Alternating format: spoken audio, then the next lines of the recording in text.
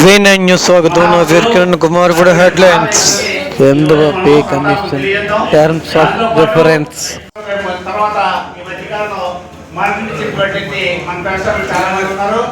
వాళ్ళకి అంటే చందు సుబ్బారావు గారిని మనం చాలా సార్లు మనం తీసుకుంటాం. ప్రొఫెసర్ చందు సుబ్బారావు గారిని ప్రొఫెసర్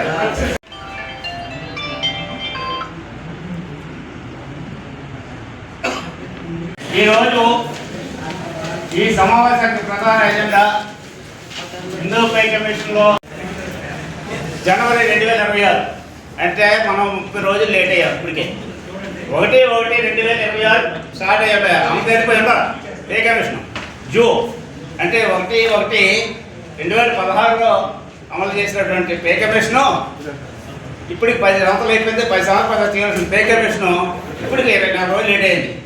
అయితే ఈ పే కమిషన్ నుంచి గత 3 సంవత్సరాల నుంచి మనం అన్ని ఫార్మ్స్లో కూడా మాట్లాడుతున్నాం.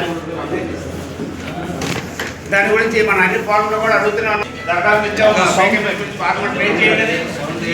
అలాగే అన్ని అంశాలు కూడా అన్ని ప్రాంతాల్లో కూడా మనం దీని మీద అవేర్నెస్ మాట్లాడతాం. తర్వాత పే కమిషన్ అమలు చేస్తాము అన్న తర్వాత 11 నెలల వరకు నవంబర్ 3వ తారీఖు వరకు ఆ ఊసేస్తలేదు. నవంబర్ 3వ తారీఖున టర్మ్స్ ఆఫ్ రిఫరెన్స్ ఇచ్చారు. పే కమిషన్ చైర్మన్ సభ్యులు అనౌన్స్ చేశారు.